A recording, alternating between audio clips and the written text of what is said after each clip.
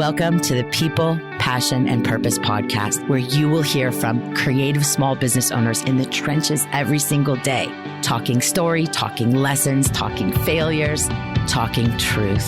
I'm your host, Nina L. Kovner. Thank you so much for joining us.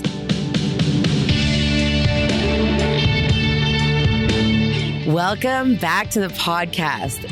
To kick off our return, I thought, what better way to come back than to bring my bestie, Gordon Miller, CEO, Chief Engagement Officer of Hairbrain.me. Gordon, welcome back to the podcast. Nina, my favorite co-podcast person, whether you're on mine or I'm on yours.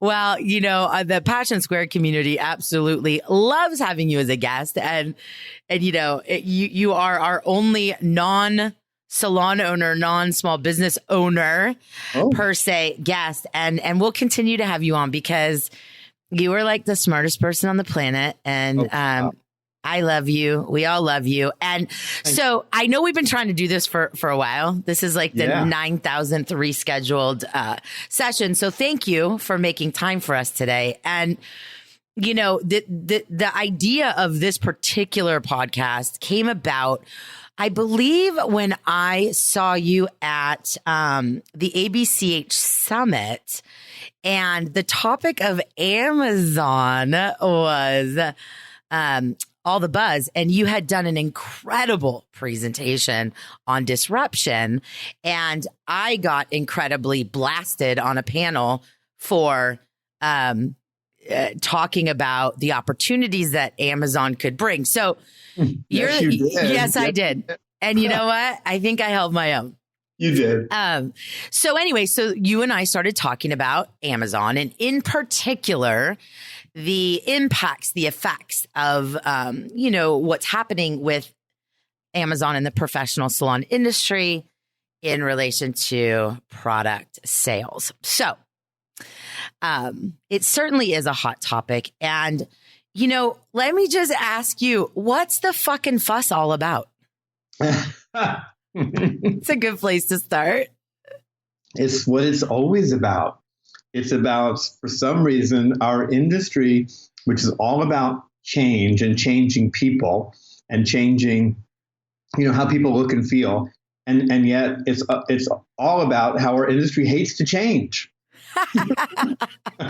we like changing others. We're not good at changing ourselves. Well, I mean, isn't that the truth about just humans in general? I mean, it really is. And that is so very true. You and I know this, and I don't think we'll ever stop talking about it. You know, in 2012, when we started Passion Squared, talk about people not wanting to change. Jeez. Oh my. You know, I mean, poor Gordon and I were just like, hello, industry, there's something called the social and digital web. Mm-hmm. And industry said back, fuck you. It's a fad. We don't care. It's not significant to us, and it doesn't matter. So can I share a story about that? Yeah. Totally. A very relevant current story. I've already told you. You'll remember in a moment. But so I just got back from Cosmoprof North America, which is the big show where the distributors and the manufacturers and a lot of thought leaders in the industry come. You were absent this year. We were minus a thought leader. But I was just chilling in Eugene, Oregon, you know. You were in Eugene, chilling. And but so I was at the NAHA big reception, which is kind of the mover, shaker, cool peeps, you know, moment during Cosmoprof. You know, everybody seems to be there. We missed you. And someone we both know, I won't name names here, but someone from the manufacturing community came up and grabbed me from a conversation and said, oh my gosh, I have to introduce you to this fellow, and vice versa. And she says to a gentleman who's a senior person with Amazon who was at the show, I want you to meet Gordon. Gordon, and I got credited without you. I said to you afterwards, that bothered me. But it was a short conversation, and she said, you know, Gordon's one of the very first people who was really banging the drum, you know, in social and digital, and we all thought he was crazy. and she said, fast forward today. And no, he wasn't crazy. He was right. But it was an introduction to an executive from Amazon who was, I later learned, had met pretty much with everybody who was anybody while he was there. So the meetings were happening. Yes. Well, I mean, so there we go. So if that doesn't make some of our listeners uncomfortable, yes, Amazon was at Cosmoprof North America. Yes, Amazon was and has been for quite some time now meeting with every manufacturer in the professional beauty industry, whether the manufacturers are telling you guys that or not. Trust us. Those meetings have been taking place for a very long time. And so the question really, I guess, to begin with is why? You talk about disruption. We obviously have seen the digital and social revolution from, the early days. Why is Amazon so interested in the professional beauty industry's retail sector? So I made a very short list of bullets. I wrote 4 bullets. And then my first bullet, just something so I wouldn't forget certain things. No, but I knew you would ask all the right questions, of course. But my first bullet says consumer behavior. And to me, it pretty much answers, the bigger question as to why. So, and I'm going to use myself as an example, but everybody I know is shopping on Amazon. And Amazon, of course, is in business to sell as many things as it possibly can to as many people. And as I was listening to something yesterday on a podcast, and they were saying beauty from a digital and social perspective is having its moment. Oh, it sure is. And you follow everything and everybody, and it's insane. So there's a spotlight on beauty, every aspect of beauty, in the bigger world, economically speaking. And Amazon, one of the biggest companies in the entire world, who again want to sell everything and anything, they're paying attention. And they're paying attention because the people they serve are paying attention to beauty. Right. Why do you think we're shopping on Amazon all the time? Oh, that goes to some of my other bullets. But again, I'll use myself as an example. So this morning when I was drinking my first cup of coffee, I bought a new set of Beats headphones. Because my 2-year-old ones I wore them out. So I went on Amazon and bought them. Last night, I was putting my third to last bead of dishwasher stuff in the dishwashing machine. I call it a dishwashing machine. Uh-huh. I started the dishwasher. I sat down on the couch. I opened my phone and I ordered a big box of dishwasher stuff by way of my Amazon Prime. It'll be here by Monday. I ordered pretty much something every day this week from Amazon, I would say, because I've been gone traveling a little bit. I probably order something 2 or 3 times a week. I get my dog food on Amazon. I get my paper towels on Amazon.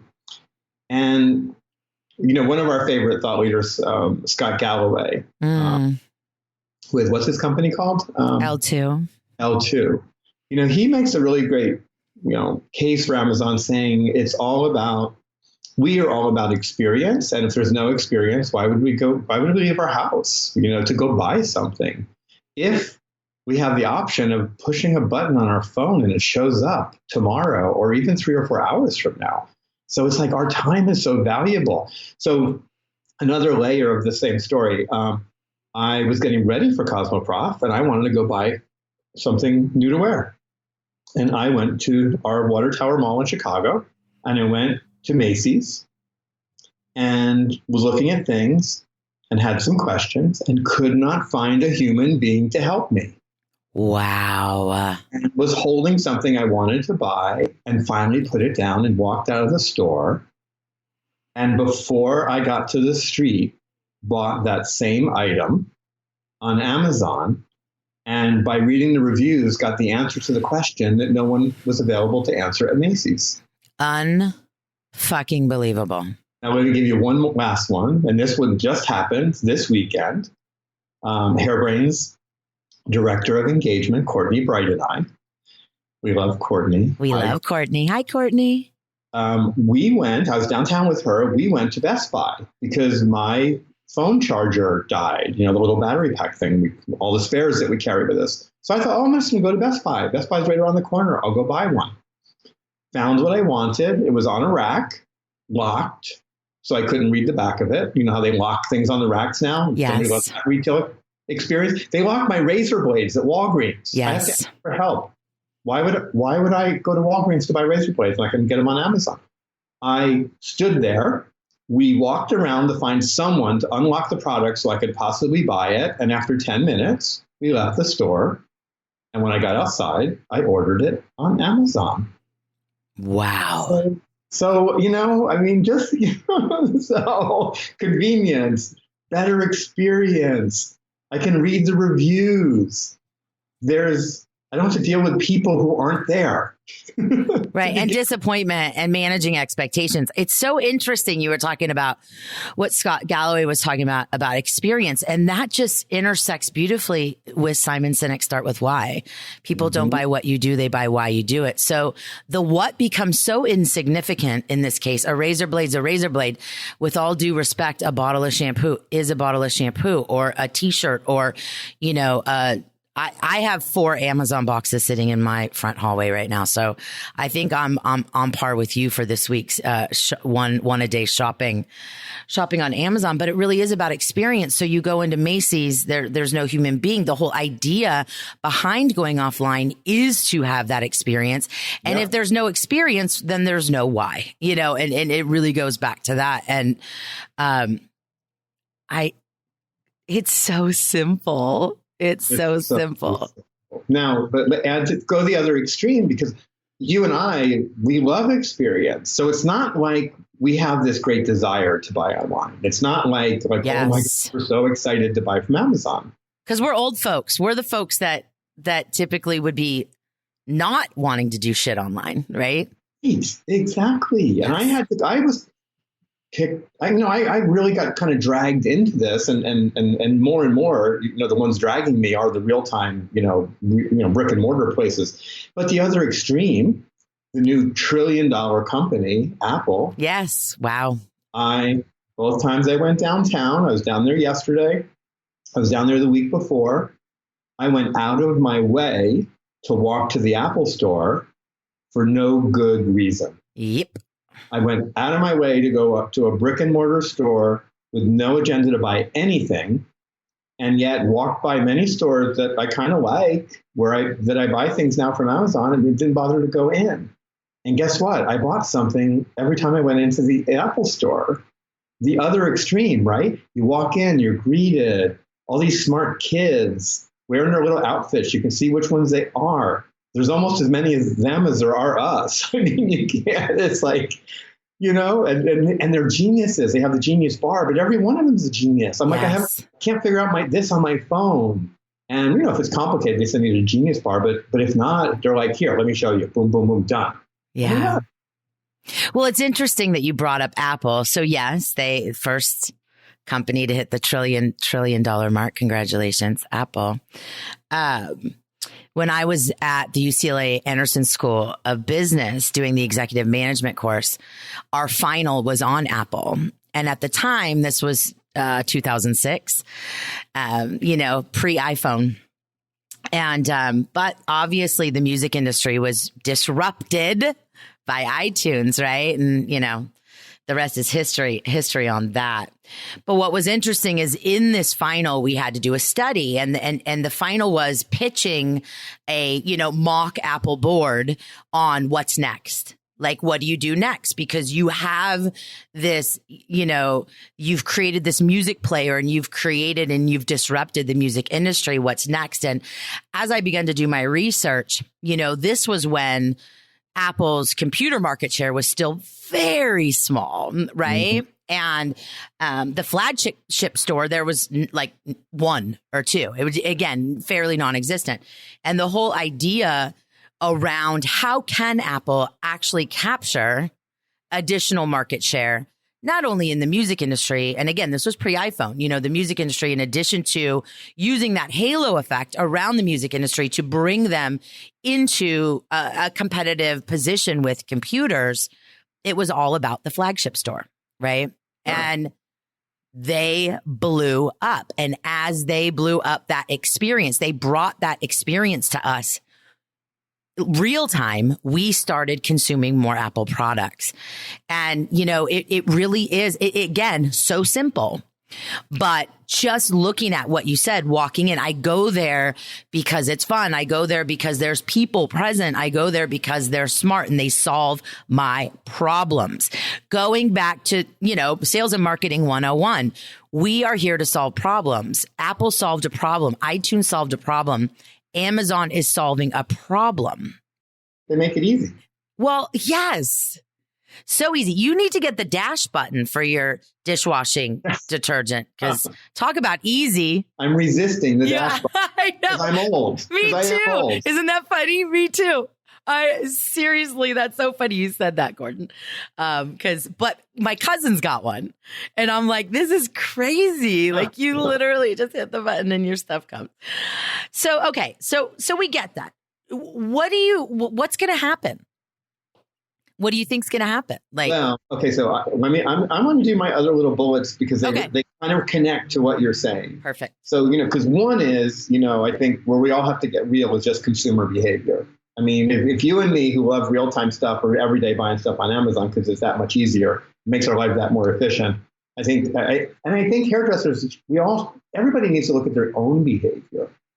Because I know I've had this conversation with a lot of my hairdresser friends who are upset about this. And when I say, do you buy stuff from Amazon? And when we dig into that conversation, all of a sudden it's like, well, oh yeah, I've got my Amazon Prime and I do this. I'm like, okay, well let's consider the larger, set of behaviors that consumers have. And I think that's critical. Can I stop on that bullet point? Yeah. So you said, let's look at our own behavior. Interesting. As you were talking about that, I just realized something. And that is, since I've moved to Eugene, Oregon, the magical, small, wonderful, beautiful town of Eugene, I buy all of my home hardware-y type stuff at Eugene Hardware, which is a quarter mile from my house. Shout out to Eugene Hardware. And I became a member. I became a member of their loyalty program. And they are so nice and helpful. And they carried out stuff for me. And I can get, I've gotten a hammer there. I've gotten a couple fans there. I've gotten keys made there. I got a vacuum there. And I could have bought all of that on Amazon. Yep. Right. But my experience at Eugene Hardware is such that I want to go to Eugene Hardware. I want to support them. I want to support local business. And the experience is what draws me in. So it's interesting going back to the choices that we make. And it's like, well, I don't necessarily want to default to online. Yeah. But here are the reasons why I am. Let's look at our own behavior. So anyways, continue. I just thought that was interesting because I'm like, yeah, I'm actually doing that myself. Well, and so the next one I would say it connects directly to it. I kind of out of my own order on my piece of paper here, but the kind of the value proposition as it relates to time. I think time has just become so valuable because our lives are so crazy. And I mean, you could even take the amount of time people spend on social as one example of things that are eating up our time. But time, I don't think time has ever become as valuable as it is today. Like when again, we're older. When I was a kid, time didn't matter. We had all the time in the world. It was a slower pace. I don't think we spent a lot of time talking about not having time. Right. It was a 9 to 5 world. And we, it was chill, and the world's not chill anymore. So our time. No, it's not. What's that? No, the world is certainly not chill anymore. No, it is not chill. And so time is so valuable. So for me to go to Macy's, which I purposely did, that's a good 45 minutes to an hour of my time just back and forth. And 10 years ago, I would have been I don't want to say giddy, but almost giddy because I love to shop. I like to shop. To me, going down to Michigan Avenue is a ball. Or it used to be a ball. Yeah. So, I value my time so much that if that experience isn't there, like the Apple Store where it delivers it, where I'm happy to take that round trip thing to go to the Apple Store, time is so valuable that, I'm making decisions in every moment. Do I go? Do I not go? Do I push the button? Right. So I think that's a big change. And I think I think even in the last 5 years, time has become much more valuable. And we know, and I know you know about this, millennials, they value time more, I think, than any group. Yeah. Shout out to millennials. Way to prioritize. Right? We love them. And then there's economics. So real wages haven't gone up since 2007. We won't get political about, all the great economic news, so-called. But the big reality of life is that, our money's worth less than it was 10 years ago. So I was never really that focused on saving, a little bit of money. I wasn't one of those people who looked as a dishwasher, it's a case of dishwasher stuff, $12 or $9.95. But I think as we get more, attuned to how no matter how much money we have, it doesn't feel quite like enough or quite like what it would have been. We're looking for bargains. And when you connect economics with the prioritization of time, and our behavior, and kind of wrap it all up into a ball, it's like, I don't have a lot of time. I want to save money. Amazon saves me money. Right. And I recently bought my first Amazon. I want to have a conversation about Amazon clothes, but let's come back to that in a moment. And then my last bullet point is the commoditization of everything. That actually relates to what I was about to say about clothing. But, Scott Galloway talks about that and says one of the things that's going to drive Amazon through the roof is that he predicts the age of brands is coming to an end. Yeah. Brands as we know them. As we know them, and we've kind of come through this era where brands are almost everything, where many of us think brand first. And maybe that's because of the experience, but maybe it's because of how we think people will look at us when we're wearing a brand or using a brand. Or I didn't think twice about what headphones I was in get. I went with Dr. Dre and his Beats. Sure. And I'm wearing some right now. Right. So I think for both of us, there was some brand stuff in our choice. Yeah. I know for me it was. Yeah. It's so interesting. So let's kind of, before we get into the clothing thing, because I know you've got this whole new experience with that. I want to talk about that. I want to kind of bring this back to, I'm going to say 2000, I don't know, 5-ish. Maybe 4.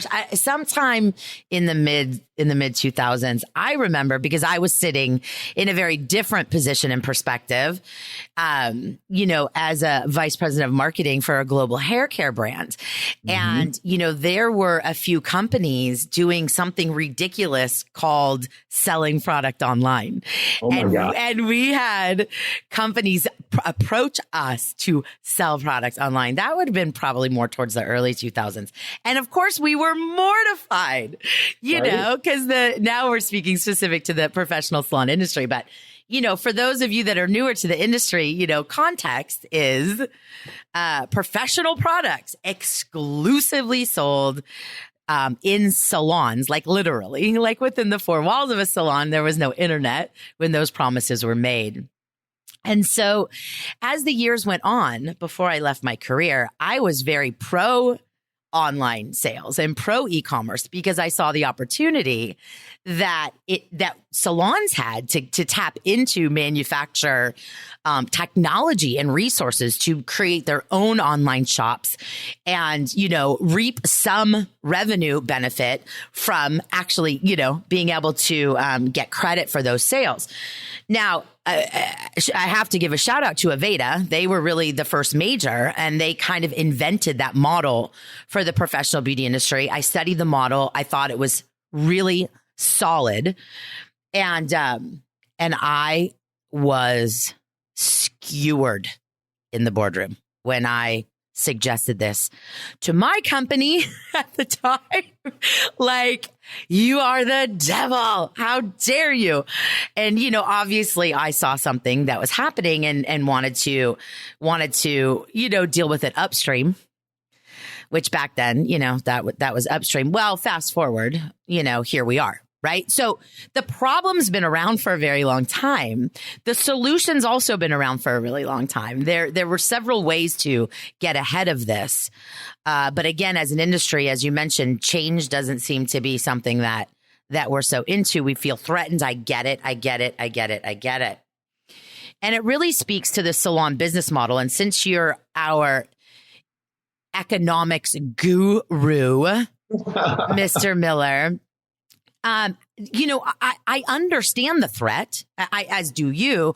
You know, here I am, a salon owner in business 20 years, and retail is a significant part of my profit model. And now all of a sudden, big bad Amazon or big bad manufacturer decides to go direct and sell online, and I feel threatened. Can we talk about that? Let's kind of just talk about that business model and that threat and the economics. We don't have to go too crazy, but you know, I'm a salon owner. You're talking to me. Retail was 20% of my business, and obviously my profit margins were high. Gordon, help. What do I do?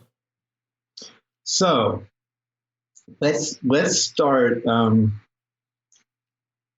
First thing, if you're doing 20%, you are a rare creature, because the average one is doing 5 or 6%. So, and again, back to context, because you and I've had this conversation with so many salon owners. It's like, you know, how can the industry, how can Amazon do this to us? Because I sell 20%.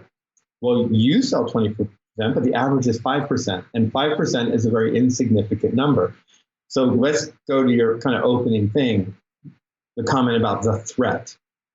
I would argue economically, the biggest threat is not to the salon, who actually doesn't bring a whole lot of revenue into the industry by way of retail. The biggest threat is to the manufacturer. Agreed.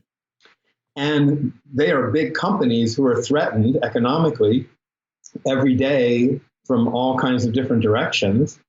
And so arguably, many of them are reacting to the threat of a change in consumer behavior that will drive people towards other products and other brands, especially at a time when there's all these new and interesting consumer brands that in many ways emulate what our products in the professional space have always been about and take a different distribution path. So there's threats from all directions, but I think at the top of the economic food chain, the driver of so much of what we see happening is actually a response to a threat to these big companies.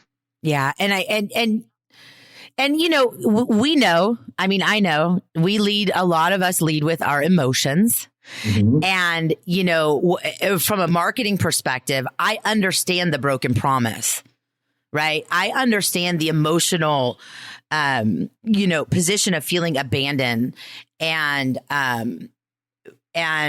taken advantage of, and how dare this manufacturer do this to me and break their promise. I think, you know, I know manufacturers generally do not listen to the Passion Squared podcast, but if you are a manufacturer listening, you know, honesty works.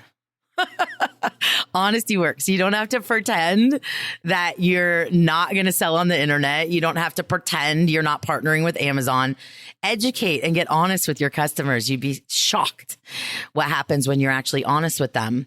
I think that, you know, your example of the 5%, 20% is that emotional thing. It's that, you know, they promised me. And so I'm glad you brought that up, because when we really do take a step back, and again, perspective is everything. What is the real threat? And that's really important to remember when we're thinking about, oh my gosh, you know, what's happening and Amazon's going to take all my business. You know, I want to go back to time for a minute, because, you know, we're talking about solving problems, and this was a solution to a problem. And you had mentioned time. And, you know, time obviously is everything. when it comes to small service businesses. And again, we're speaking specifically about the professional salon industry at this moment. But when we look at the entire service experience, when we look at the time that not only the customer has potentially a lack of, but the time that the service provider has a lack of. And we're talking about capturing content for social. We're talking about asking people to share their experience on Yelp. We're talking about airdropping photos. We're talking about pre-booking. We're talking about retail recommendations. We're talking about all this stuff. And it kind of goes back to time and systems and technology. And instead of being a victim to what's happening around us, how can we get ahead of that and say, okay, there's technology that can help us. We could be pre-booking in the chair. We could be using iPads. We could be doing this. We could be including, and I've said this, and I am not the only one to say this. I've said it for years and I still don't see it happening a lot. Why isn't professional hair care products that you recommend included in your service experience? Why don't you just forget the whole hairdressers don't like to sell, blah, blah, I'm not a salesperson, all that bullshit. It's like, I have a great solution. Save time and have less angst and just include the products in the price of the experience. I don't. There you go. Because at the end of the day, as you know, the salon's job is to take care of the customer within those four walls. Amazon's not the threat. Your own systems and processes are the threat. Your own experience is the threat. You know what I mean? And so it's like, take care of it, handle it. And then, yeah, if there's some people that actually start buying off your affiliate link in your Amazon store, yay for some bonus money, some play money. Sorry, No, and I mean, I got so many things that pop into my head. And the first one I want to say, which connects to all of it, but goes back to the past thing just real fast. If everybody was at 20%, going back to that number, and then we'll kind of go to where you are, we wouldn't even be having this conversation. Because the professional beauty industry is doing about $4 billion in retail, billion with a B, right? If everybody was at 20, and you and I know people or salons at 25 and 30, you know, the leader retailing, so they prove it's possible. It's not magic. I mean, they just do all the right stuff. Right. If everybody was at 20, if 20 was the average, that 4 billion would be 20 billion in retail sales. And these companies would be trying to stop Amazon from doing anything, because then, you know, it would be a whole different game. You know, it would be a different threat, because the threat would be against the 20. Today, the threat is that the 4 million doesn't get to 20, and they can't get it there doing it the way that it's always been done. People forget that retail didn't really exist until the early 80s. I know. So I hate to say it. I've always called it kind of, you know, the industry's biggest failed experiment. And, you know, it will always be with us, and it's not going to go away. And those who do it well will benefit and profit from it. But, you know, those who don't, you know, it's what's driving everything else. But what you just talked about, you know, I said this in my disruption discussion, I think, at American Board of Certified Hair Colorists.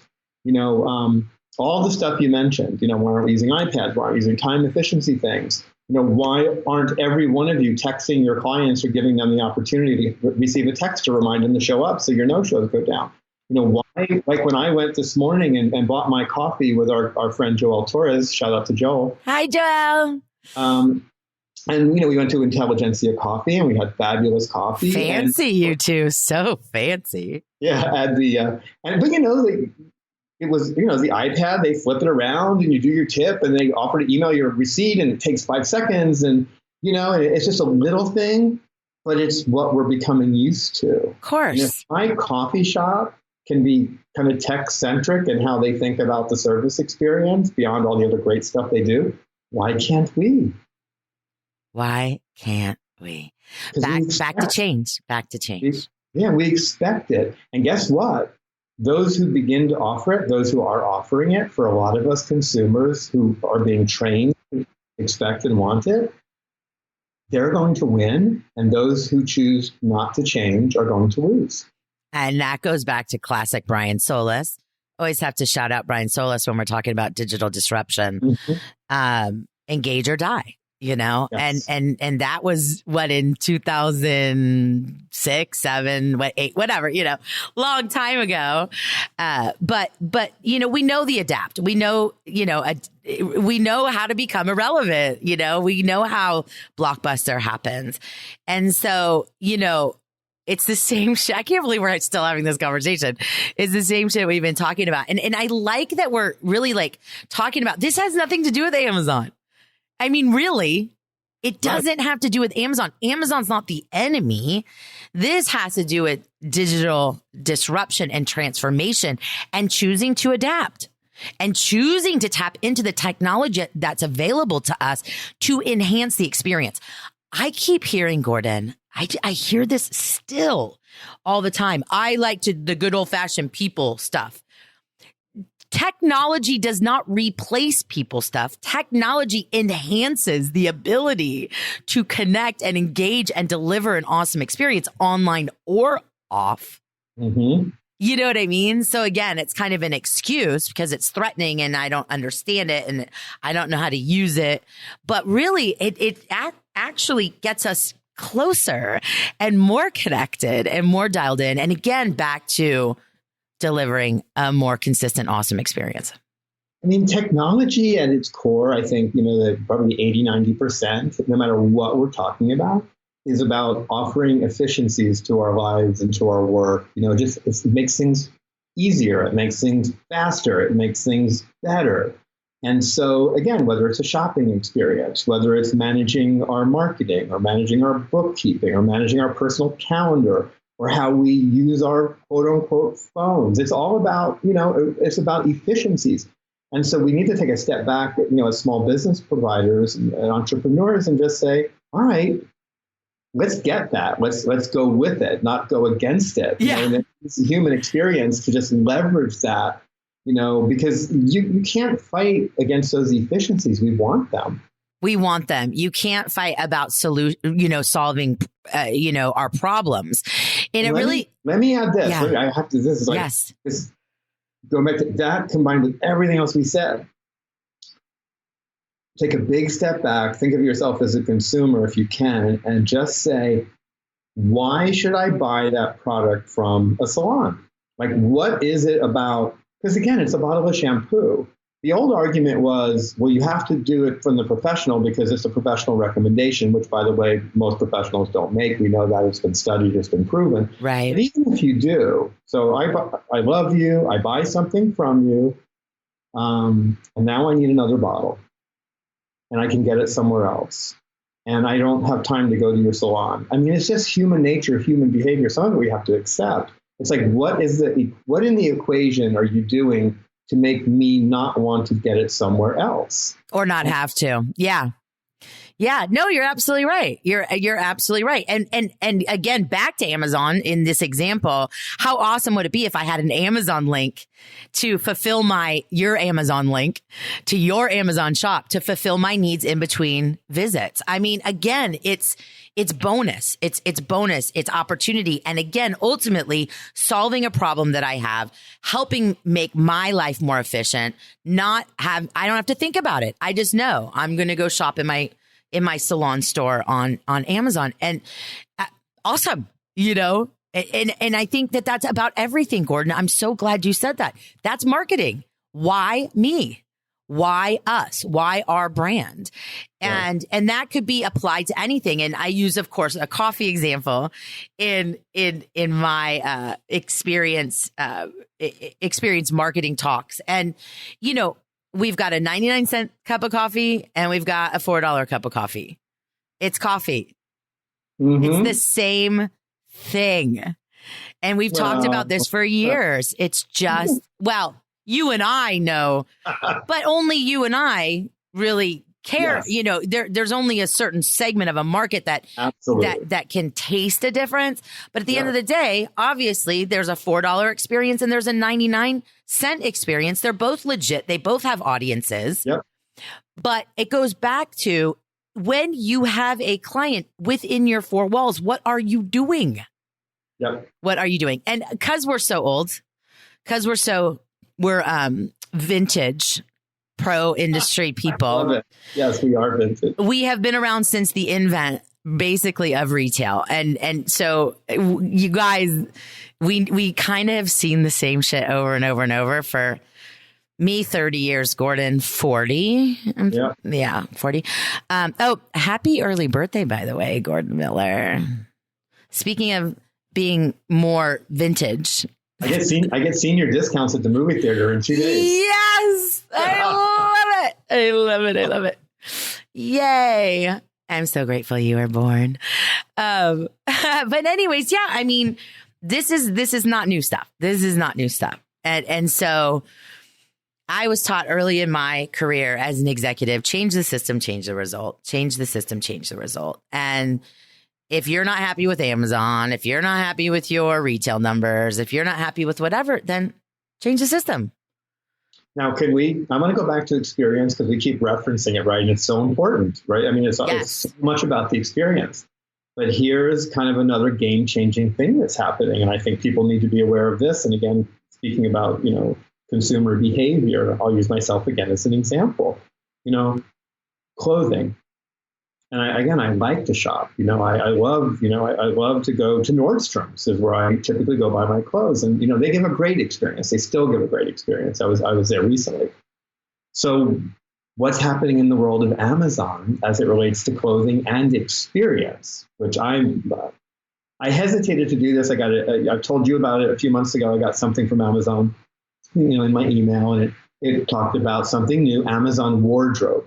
Yes. And they created a whole new experience. And I finally did it. I hesitated because I love my Nordstrom's, but I did it. And what this is about is an experience. I get to pick anything I want. They don't charge me for it. It comes in a box that's actually kind of cool. That's Amazon Wardrobe specific. Everything shows up in my house. My home is my dressing room. I get to try everything on. Whatever I don't like, I throw back in the box. It's easy. It seals right up. They make it so freaking easy to return stuff. And they come pick it up, or you can drop it at the drop box. For me, it's right across the street. And then they charge me when it's returned to them. And they've kind of made the trying on clothes thing. I can get as much as I want or as little as I want.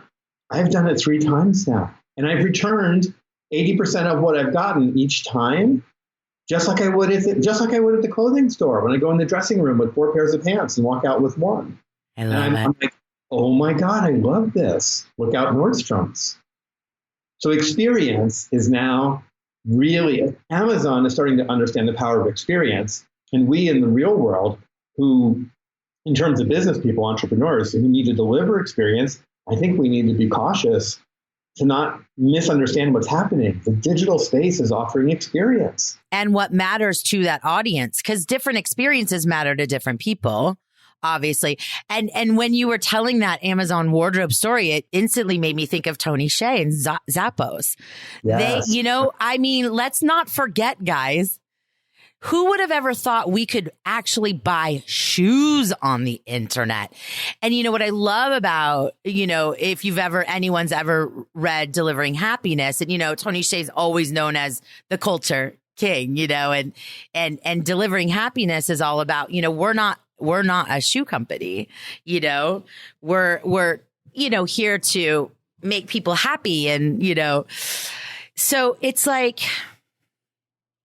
that experience is almost textbook to what you're talking about with Amazon. Yep. They made it so darn easy. Again, that word threat.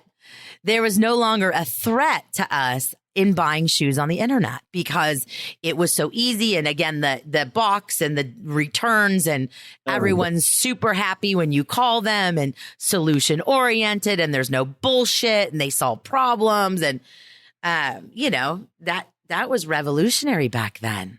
And that experience, again, these experiences change how we think about things if they're really great, right?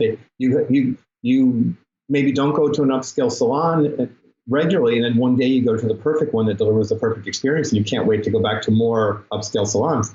When I got my first shoes on Zappos, which took me a while, it was such a great experience. I have not been in a shoe store really to shop in over 10 years. And I mean, it's just like, it's insane when I think about it, or it seems like 10 years. And by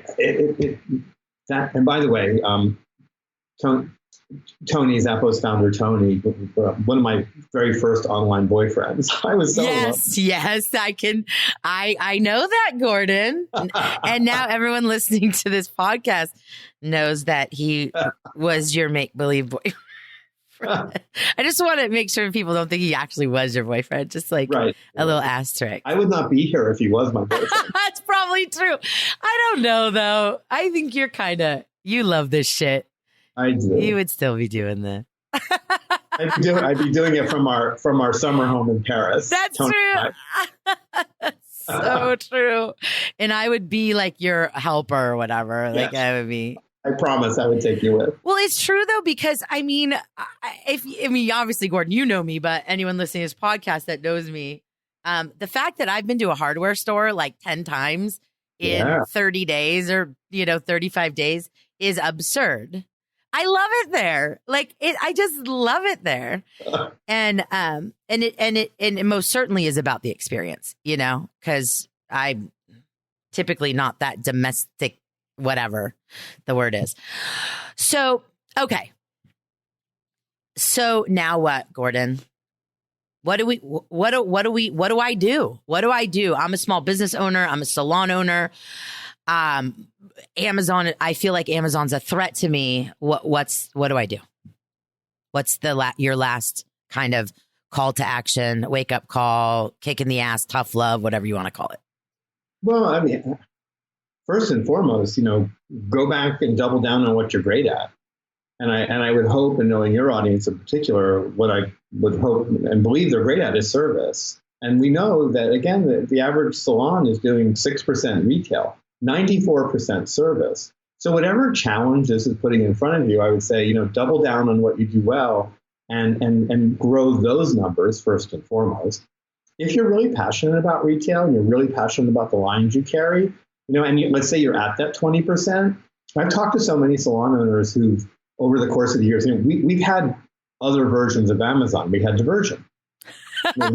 Another version of Amazon, Diversion. We've had many threats.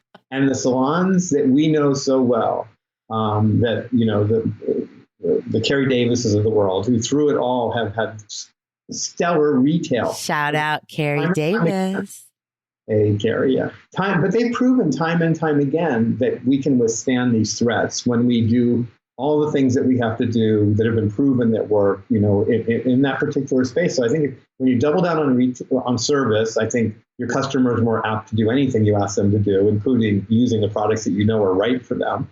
And I think when you really understand what's going on and understand that a big, broad, general threat may not necessarily be the same threat to you as it is to someone else, I think that hopefully will give someone hope to know that they can overcome that threat. Now, we don't know what it's going to look like in 10 years.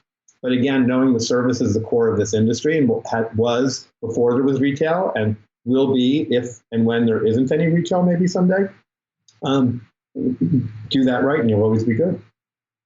Yeah, I love that. And I really want, whoever's up for the challenge, take a look at including some, basic products in your service. Do packages, bundles. Just take a look at that. It could be a way to help you, and be open to opening your Amazon associate shop, local associate shop. Be open to that, because there is a need, as Gordon mentioned, in between visits. What if I run out? What is my behavior? What is efficient? What's going to help me? And,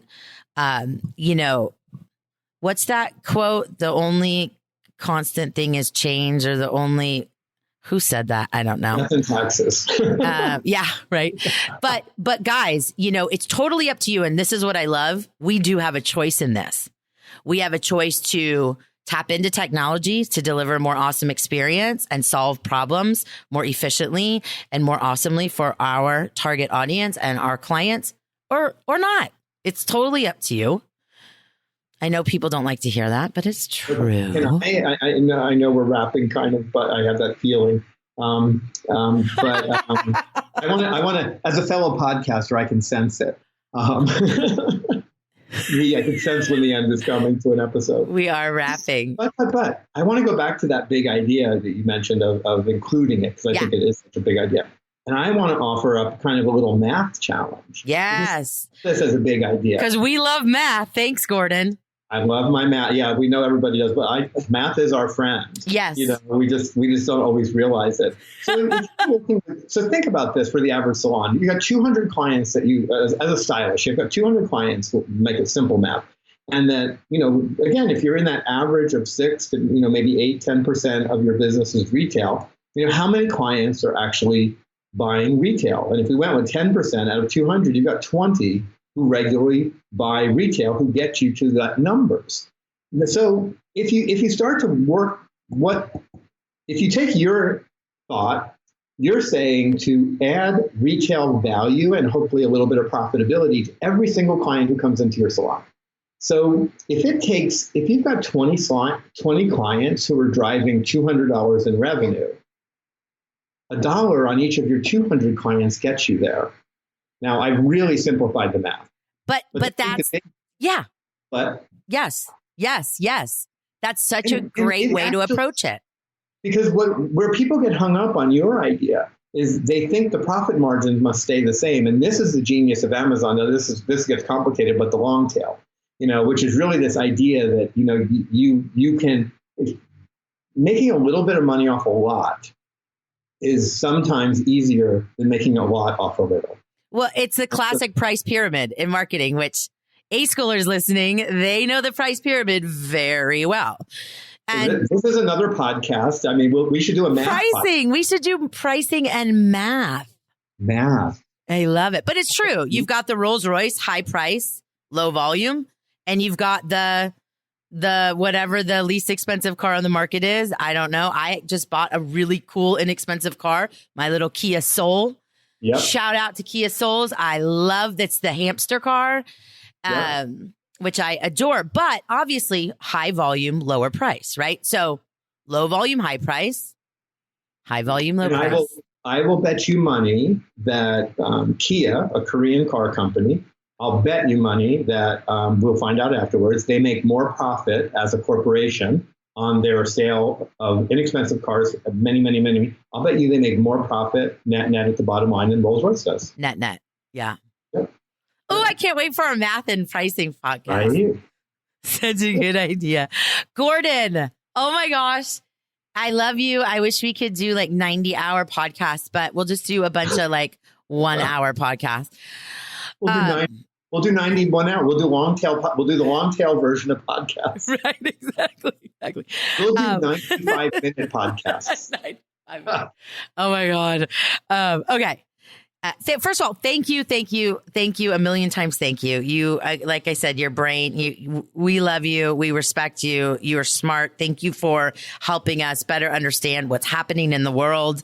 It matters to us so much, but let's talk about you. You have a podcast, which is, my clients love, the Hairbrain Conversation. So talk a little bit about the podcast and then where can we find you? Where can we stalk you? Hairbrain Conversations is, that name says what it is. I mean, it's conversations with some really amazing people from throughout the industry. Many of them, most of them, members of the Hairbrain community, which we love. It's so diverse and so and global. So great. In fact, Monday, I'm so excited. I confirmed this morning that our friend Anka Tran is going to be my guest. So that's coming up. Awesome. And by the time everybody hears that will be live and right. Conversations you can find on iTunes in search or just Google it. It shows up in all kinds of places.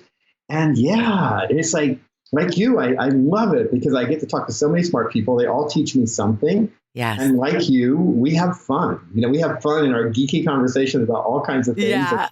And they get to share all kinds. Tabitha Coffee. I recorded Tabitha yesterday. Nice. So it's brilliant people sharing brilliant stuff, and I'm so grateful that they take the time to share. And I'm so grateful that the audience, everywhere I go, it seems like somebody grabs me and says, I love the podcast. So I'm honored. Such a great podcast. Congratulations. And then me on Instagram is Gordon M with 1 O. So it's at GORDN as in Nancy. Or as in Nina. And as in Nina, M, Gordon M. And I don't do Facebook anymore. I'm about to write a post why I don't do Facebook. Yay. Please do. What? Please write one. I think I'm going to, because it kind of changed. It's very relevant, and I would never advise anybody not to do Facebook, but I haven't posted in a very long time. Correct. Yeah. Just as a little asterisk to that disclaimer, Gordon does not use Facebook personally to market or sell his own services and products. Exactly. So just because Gordon bounced from Facebook doesn't mean anyone else necessarily needs to bounce from Facebook. And everybody, no, totally, because it's so valuable as a business tool. And Hairbrained is very active on Facebook. We're huge. There you go. Yeah. And we advertise on Facebook and we market on Facebook, but you won't find me on Facebook these days. I put my Facebook energy into Hairbrained, and I put my personal professional networking energy into Instagram, where we know all of our friends are living. Yes. Yeah. That's me. And Hairbrained _official on Instagram, facebook.com/Hairbrained on Facebook. We have a YouTube channel, Hairbrained TV, and online learning, hblive.me, our new online learning academy, which I'm so proud of, and we're so proud of. So hblive.me, lots of cool stuff happening over there. Yeah. Can you just real quick, what is the new HB Live Academy? It's online learning, and I think we're doing it in a transformational way. The short version is that we've partnered with some amazing people from the photography world who have one of the most important online learning platforms, I think, in the world, called Creative Live. And long story behind how that all came together, but we are partnered with them, and we're doing really innovative stuff. I mean, we teach with a live audience. We document the workshops. There's 6 cameras. The quality is a kind of quality I think that this industry deserves, in terms of how the education. Yes. The educators themselves are some of the finest and will always be the finest.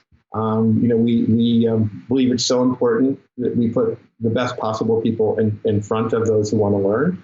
And we are about to launch